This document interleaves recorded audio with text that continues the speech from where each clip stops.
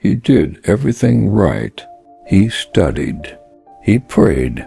He sacrificed. Then one number on a screen made him question everything. But that wasn't the hardest part.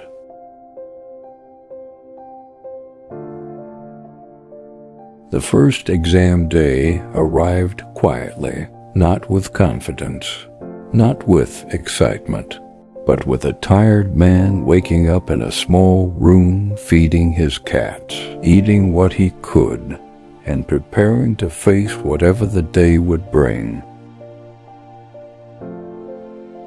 For weeks he had been studying, not casually, not the way he used to. This time he sat with ideas, questioned them, built them inside his mind. The philosophy and logic course had changed something in him. He no longer read just to pass. He read to understand. And because of that, he walked toward the examination hall, believing he had done his part. The journey itself was stressful. The location had changed. The roads were unfamiliar. The transport was exhausting. Students were already whispering, "The paper is hard." But he wasn't afraid. He knew he had read. He knew the material. He knew the effort he had made. Then the questions appeared, and it felt like he was looking at a stranger.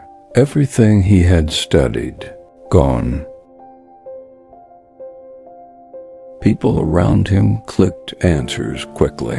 He slowed down, read carefully, used his understanding, reviewed his work, submitted. Then the score appeared. E. For a moment, the world became silent, not because of the number, because of what it represents. Weeks of effort, weeks of sacrifice, weeks of discipline, and that was the result. He walked home angry, not loud anger, the kind that burns quietly. The roads were long, the buses crowded, the traffic endless. His head hurts, his stomach hurt, his pocket was almost empty. Yet when he reached home, 2 cats were waiting, so he fed them first. Then he cooked, then he bathed, then he slept. And while he slept, his ulcer woke up. His stomach twisted. His body became weak. He lay on the floor with pain and no clear solution. Yet when the hour passed, he got up, prayed, found medicine, read again, posted a YouTube short, went outside for air, and continued. Because tomorrow was waiting. The next paper came. His body felt weaker, catarrh, cold, fatigue, the kind of tiredness that settles into the bones. Still he dressed, still he traveled, still he entered the hall. This time the paper felt slightly better. He stayed calm, answered carefully. No panic, no rushing. Then another result. D, not disaster, not victory, just enough to leave him confused, because he knew how much he had studied. The girls around him complained too. The system had changed. Something felt different this semester. He accepted the result. But inside, questions began growing. Then came the heavy days, not exam days, life days, the days between papers, the days nobody sees, the days that truly tested him. His rice became low, the gas finished, money became scarce, the house felt smaller, the walls carried memories.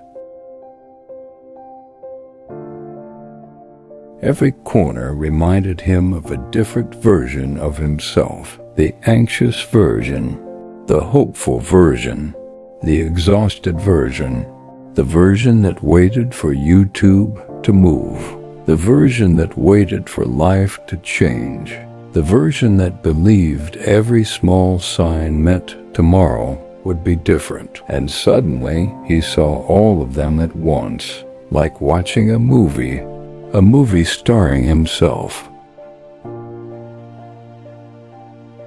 He sat with feelings he usually outran, the waiting, the hoping, the disappointment, the loneliness, the uncertainty, and for the first time he didn't run, he stayed. That was when the darkness became intense. His chest tightened, his heart raced, his neck became stiff, his vision blurred, his head felt heavy.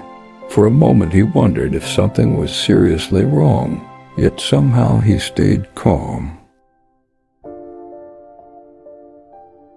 He washed plates, cleaned clothes, moved around the house, walked, breathed, and slowly the wave passed, not because the problems disappeared, because he survived them.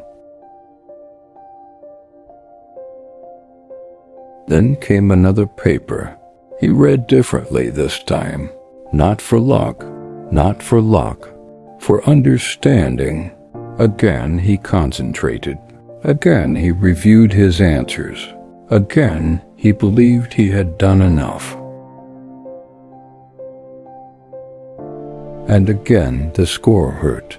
Another D. This one hit harder, because now the frustration wasn't only about exams. It touched everything. YouTube, money, waiting, the future. He sat there wondering, if effort doesn't guarantee results, then what am I supposed to do? And for a few hours everything felt dark, really dark. Not because he wanted to quit, because he was exhausted, because every direction seemed heavy, because he wanted one win, just one. Yet that same day something else happened. He cleaned, washed clothes, cooked the last rice, cleaned the kitchen, cleaned the bathroom, bathed his cats, bathed himself, prayed, sat quietly watching television. Football streamed through the television. The cats rested beside him. The house became silent. And while eating, he caught himself imagining something, his own place, a clean kitchen, a quiet room, good internet, his cats, football on TV, peace. Not luxury, peace. And for a moment he realized, this is what I'm actually working for. Not numbers, not status, not applause.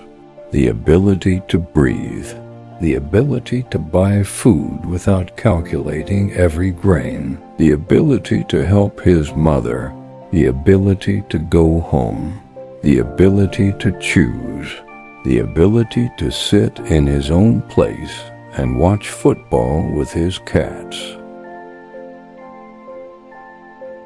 And tonight, after all the disappointment, after all the exams, after all the fear, something remains. Not certainty, not victory, hope, a quieter hope than before. Not tomorrow everything changes, but tomorrow I will read again. Not I know what will happen, but a way will come, as it always does. And so the story ends where it began. A tired man, a few cats, an uncertain future, an unfinished exam season, a heart carrying sadness and trust at the same time, sitting in front of a football match, looking calm enough that the world would think he has everything figured out, while only Allah and the man himself know how much he has walked through in just a few days. And still, tomorrow he will wake up, feed the cats, pray, read, and continue. Alhamdulillah.